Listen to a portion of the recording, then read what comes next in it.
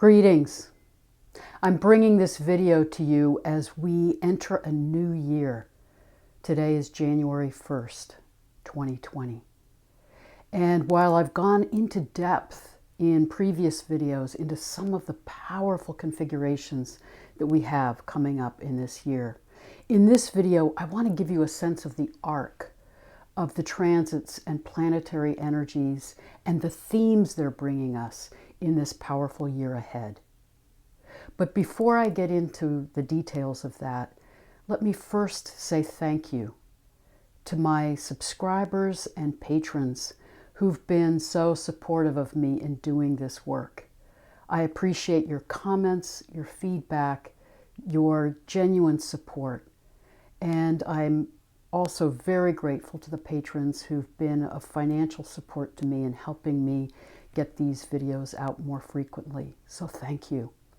I feel that we're creating a community of those who are holding the energy of light and love and hope in this powerful time of transition and transformation. As we enter into this new year of 2020, let me outline some of the key transits and planetary energies that we will be experiencing across this year. As we begin the year, we are seeing a powerful stellium combination of planets, all in Capricorn. The first 2 weeks of January, we will see Mercury, Jupiter, the Sun, the asteroid Ceres, Saturn, and Pluto, all in Capricorn. So it's really highlighting the energy of this sign. What is the meaning of Capricorn? We understand Capricorn as an earth sign, and it is associated with the ability to achieve goals, to move forward in a practical way, to manifest something in the world. This is why the sign of Capricorn has been associated with the mountain goat, who climbs the mountain one step at a time to get to the mountain peak. But Capricorn has a much more ancient understanding. If you remember, this is the constellation that is a hybrid. It is the combination of a goat and a fish. And the deeper archetypal meaning of that comes out of an ancient Sumerian myth of the wise ones who come from source, come from the sea, transform their shape to move on the land, to bring their wisdom to the people, to teach them about agriculture, about how to work the land, how to be in interaction with each other, how to be effective on this earth plane. So you can think of Capricorn as holding the wisdom, that ancient wisdom of how we can be here and live in right relationship with the earth and be able to manifest what we need on this earth plane. You might think about the three earth signs, Capricorn, Taurus, and Virgo, as holding some of those aspects of our connection with the earth plane. Capricorn, the wisdom of being in connection with the earth and the understanding of natural law and being in harmony with that. Taurus, honoring the sensuality and beauty of the earth. And Virgo, connected to the harvest goddess, understanding the gifts, the bounty of the earth, and the ways in which it nurtures us. So Capricorn is really speaking of that ancient wisdom and understanding of how to manifest in right relationship with the earth. So when we connect to Capricorn, we need to reclaim those ancient roots that are about honoring the earth and our connection with the natural environment. So when we see all these planets in Capricorn, they're really calling us to look at how are we dealing with our relationship with the earth. particularly when we have the asteroid Ceres involved, which is specifically about Mother Earth. So, as I've spoken of in previous videos, we've been in this powerful conjunction of Saturn and Pluto, dancing together in Capricorn for the past year. They now, on January 12th, go into complete conjunction with each other. And as I spoke in that earlier video, Saturn and Pluto are calling us to reflect on the structures of our lives individually and collectively, and how we are in relationship with the earth, how we are in relationship with each other in terms of what we manifest and how we interact with the world around us. So this is a time where we're seeing turbulence in economic systems, political systems, institutions, structures all around the globe. And it's important to realize that is the process that Saturn and Pluto are calling us into. What needs to be destroyed, what needs to be torn down, what needs to be thrown into turmoil in order for something new that's more just and fair and in right relationship, in harmony with all that is, to emerge. So when we get to that conjunction on January 12th, Pluto and Saturn begin a new 34-year cycle, really calling us to complete the deconstruction of those old forms and systems that are out of balance, that are corrupt, that are destructive to each other and to the earth. It's calling that to come to completion. And then we have Jupiter coming into play, going conjunct with Pluto, starting in the spring. The first conjunction with Pluto will be in April. But Jupiter is already in that combination of planets in Capricorn, saying, I'm coming to guide you, Jupiter, in moving into the new forms, the new paradigms, the new systems that are more just and fair and in balance and harmony with the world and with our natural environment. So this is a powerful time as we move into 2020 that we're called into that transformational process, individually and collectively. Then, as we continue into the year, we see this ongoing dance of Saturn, Pluto, and Jupiter. Jupiter will be conjunct Pluto first, April 4th, then again, June 30th, and it will have its final conjunction with Pluto November 12th. What's extraordinary is there's a repeated emphasis in these early transits of the year on Capricorn and on the 22nd degree of Capricorn in particular. Within these first 2 weeks of January, there is a period of time where Mercury, the asteroid Ceres, Saturn, and Pluto are all conjunct at 22 Capricorn. Saturn is conjunct Pluto on January 12th at 22 degrees of Capricorn. The final pass with Jupiter in conjunction with Pluto at the end of the year is 22 degrees of Capricorn.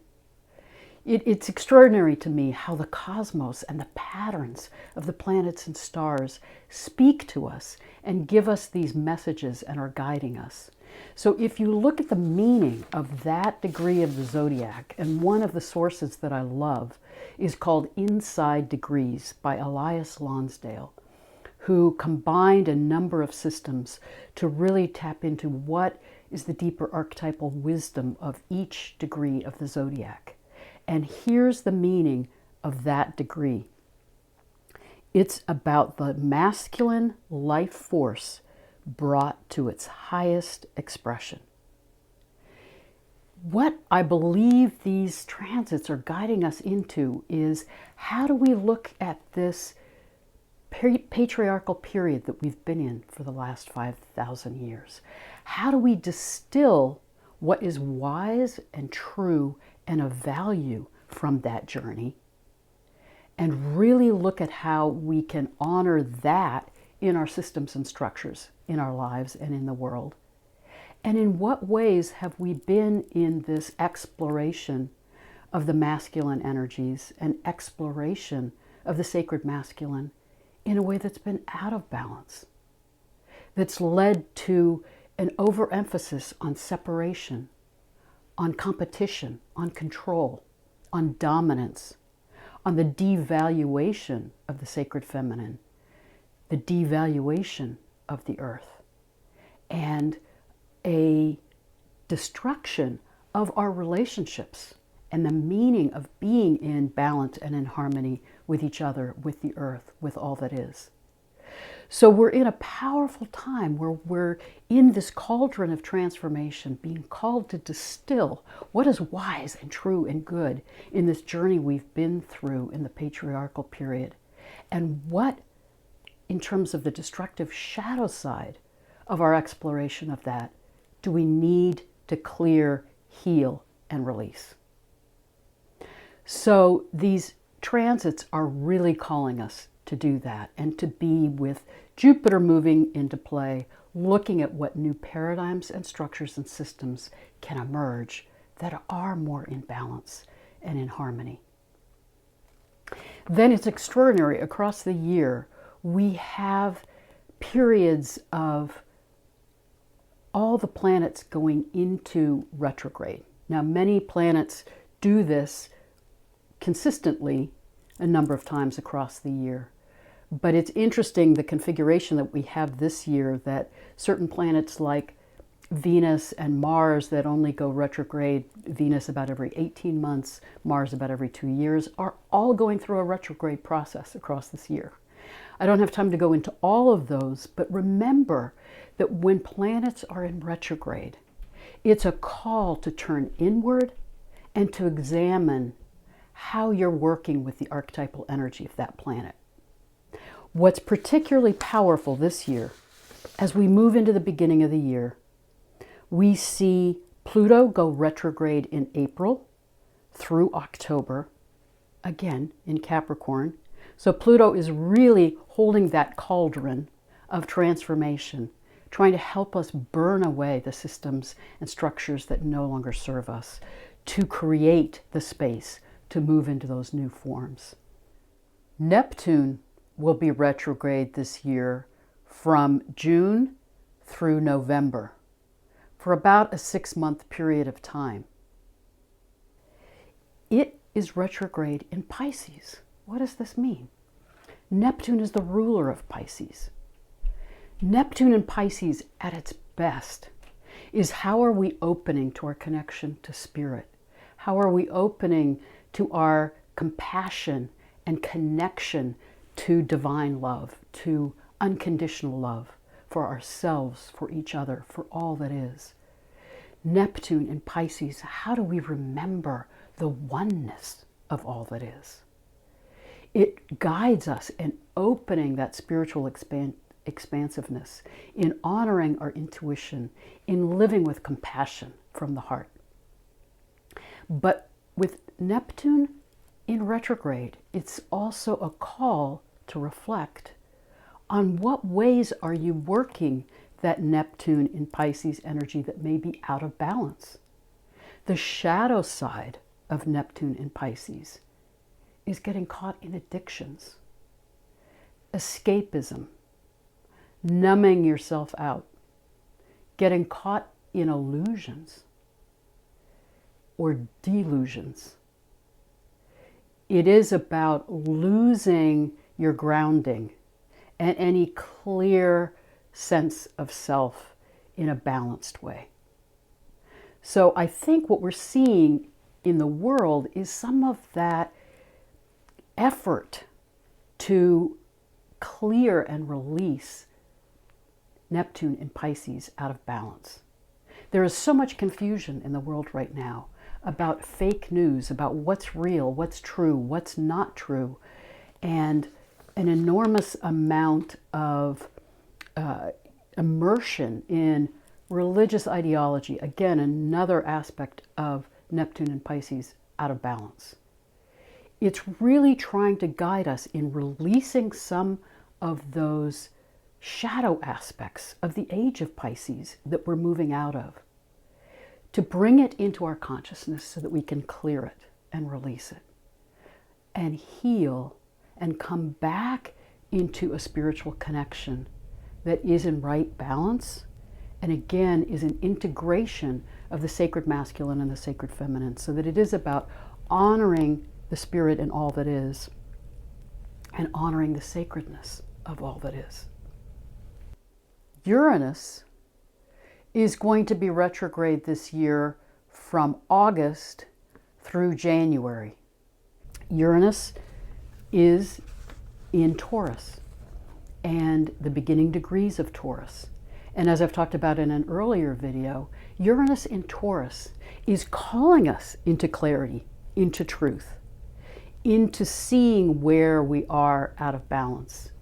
And in particular, in the sign of Taurus, how we're out of balance in our connection with the earth, our connection with our bodies, and our connection with our physical resources, including how we work with our financial systems and our physical resources, as well as how we look at what we really value and honor in our lives.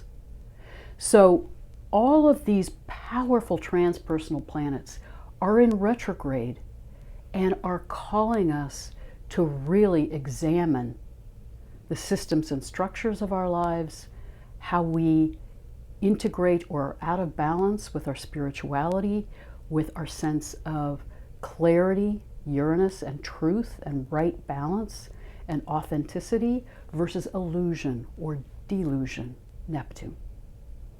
So this is a powerful year for introspection, for really looking at what's out of balance in your life, what you need to let go of in order to create that space to move into these new forms that are more healing for yourself, healing in your relationships with other people, and healing in your relationship with the earth. I see 2020 as a bridge year, guiding us more fully into the energy of the Age of Aquarius, which I see going more fully into play by the end of 2024 when Pluto moves into Aquarius. But we're in the dance of the transition this year, because by the end of 2020, in December, both Jupiter and Saturn move fully into Aquarius.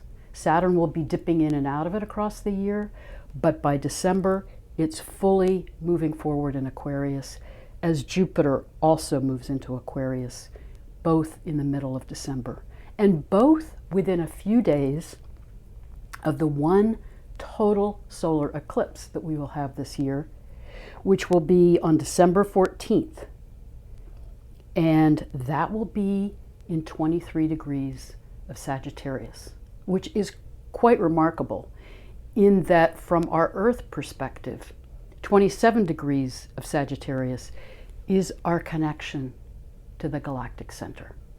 So we've got, within that same week, Saturn and Jupiter moving into Aquarius, saying it is time to claim the new forms and paradigms, Aquarius, that are just, that are in balance, that are honoring the sacred feminine and the sacred masculine, that are honoring the diversity of who we are and of life on the planet, and are coming back into balance, into a healthy sense of collaboration and community with each other and with all of the life around us.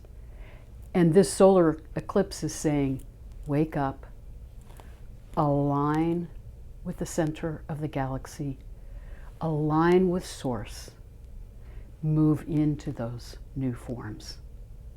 And what's extraordinary, again, if you look at Lonsdale's inside degrees, the meaning of the degree of that solar eclipse is about coming into the wisdom and remembrance and reclaiming of the energy of the sacred feminine. So this year is a powerful year saying, honor this journey, this 5,000 years journey through the patriarchal period, distill what's been of value from that and how we can claim the highest aspects of the sacred masculine. Then remember the ancient wisdom of the sacred feminine that preceded our patriarchal period and that was very much about an honoring of the earth, an honoring of the sacred in all of life, an honoring of embodied spirituality, an honoring of relationship, an honoring of the energy of the goddess to balance the energy of transcendent spirituality or the God. So we're being called to remember and rebalance and reintegrate these energies, to come back into balance, to come back into harmony, to come back into our wholeness. And then out of that, we can bring forth new systems and structures in our global community that are balancing and honoring biodiversity, the diversity of who we are on this planet, how we can develop systems and structures that are just and fair and in balance with each other and with the earth, and how we can come back into right relationship with the earth herself. Let us open to these profound energies of this year and know that we're held and guided and being supported by the stars and planets and the energy of Mother Earth. And then we can together open to developing these new paradigms of the Aquarian age that allow us to be in collaboration, in community, co-creating a new world. Blessed be.